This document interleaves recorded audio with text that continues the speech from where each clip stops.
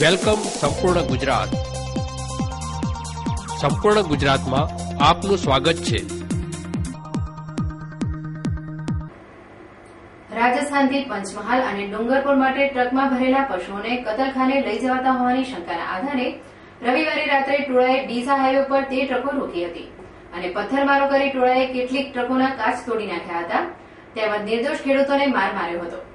ઘટનાના પગલે દોડી આવેલી પોલીસે ટોળાને કાબુમાં લઈ ટ્રકોમાં ભરેલા બળદોને ટેટોડા ગૌશાળામાં મોકલી આપ્યા હતા, જ્યારે ખેડૂતોએ પશુઓની ખરીદી અંગેના રજૂ કરેલા દસ્તાવેજી પુરાવાની ચકાસણી હાથ ધરાઈ હતી.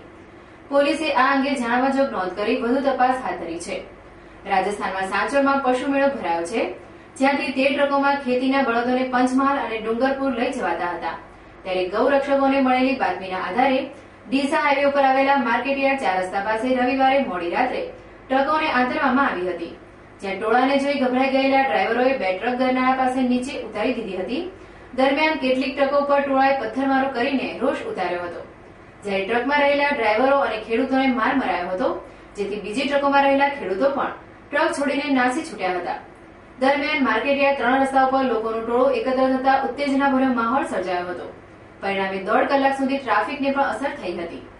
આ ઘટના અંગે પોલીસને જાણ થતા વિભાગીય પોલીસ અધિકારી HR દેસાઈ, દક્ષિણ પોલીસ સ્ટેશનના PI KD Nakum, police inspector AL Mehta police કાફલા સાથે ઘટના સ્થળે દોડી આવ્યા હતા અને ટોળાને કાબુમાં લીધું હતું.